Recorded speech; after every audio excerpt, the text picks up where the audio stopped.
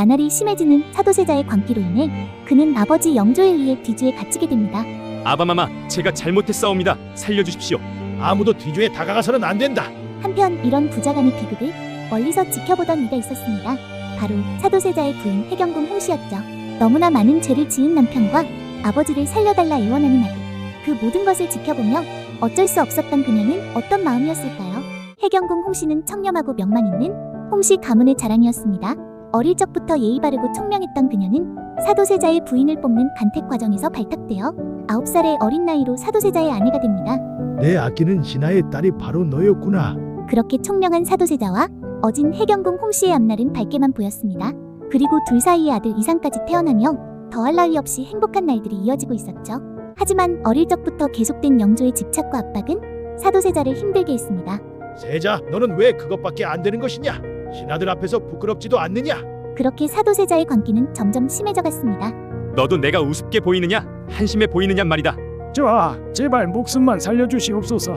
그렇게 예민하고 엄격한 시아버지와 불안정하고 충동적인 남편을 바라보며 그녀는 눈물로 하루하루를 보내야만 했죠. 그러던 어느 날 결국 큰일이 터지고야 맙니다. 세자를 뒤주에 가두라. 더 이상 아들의 광기를 두고 볼 수 없었던 영조가 사도세자를 뒤주에 가둔 것이었죠. 전하, 아비를 살려주시옵소서. 소용없다. 물러가라. 그리고 영조는 청천벽력 같은 명을 내립니다. 세자의 직위를 박탈한다. 이는 곧 모자의 지위까지 박탈됨을 의미했죠. 결국 해경궁 홍씨와 아들은 궁 밖으로 쫓겨나게 됩니다. 이 충격으로 그녀는 기절까지 하게 되죠. 그녀가 궁에 입궐한 지 18년 만의 일이었습니다. 지아비도 없이 궁에서 쫓겨난 내가 살아서 무엇하리. 하지만 어린 아들이 눈에 밟힌 그녀는 자결도 할 수 없었죠. 그러던 중 사도세자가 뒤주에 갇힌 지 8일 만에 세상을 떠나고 영조는 사도세자를 사도라는 시호와 함께 세자로 복권시킵니다. 이에 따라 해경궁 홍씨와 아들도 다시 궁으로 들게 되죠. 죽을 결심까지 했던 그녀에게 이는 아들을 살릴 마지막 기회로 여겨졌습니다.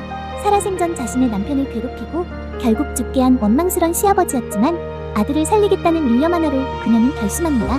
아들아, 지금부터 너는 다시 새 손이다.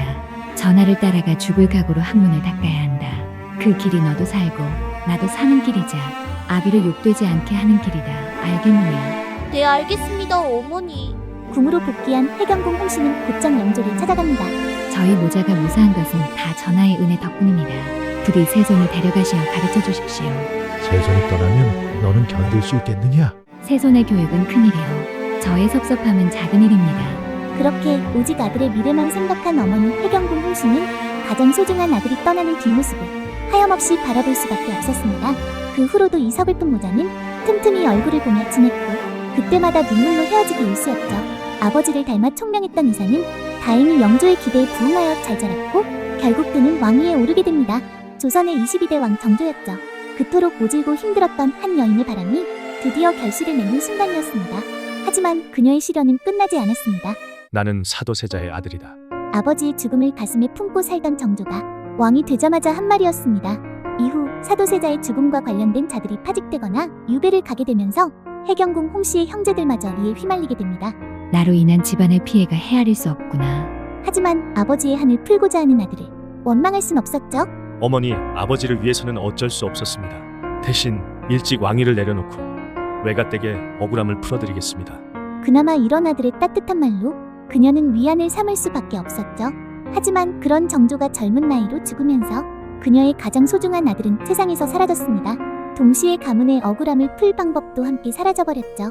정조의 뒤를 이어 왕이 된 순조는 사도세자의 일을 알지 못했기 때문입니다. 내 죽기 전 가문의 억울함은 풀어야 한다. 그렇게 그녀는 자신의 일대기를 적은 책 한 권을 쓰게 됩니다. 바로 한국사 여성문학의 정수 한중록이었죠. 해경궁 홍씨가 가문의 억울함을 풀고자 쓴 이 책은 그녀의 높은 문학적 소양과 실록을 뛰어넘는 상세함으로 남편 사도세자의 죽음과 그 배경까지 상세히 적혀 있어 역사적 가치도 매우 높았습니다. 결국 이 책을 읽게 된 순조는 홍씨 가문의 억울함을 풀어주게 됩니다. 비극적 죽음으로 남편을 잃고서도 끝내 아들을 왕으로 만든 강인한 어머니이자 한국 역사의 길이 남을 책을 쓴 현명한 여성 해경궁 홍씨의 이야기였습니다. 짧지만 강렬한 역사 이야기 짤사.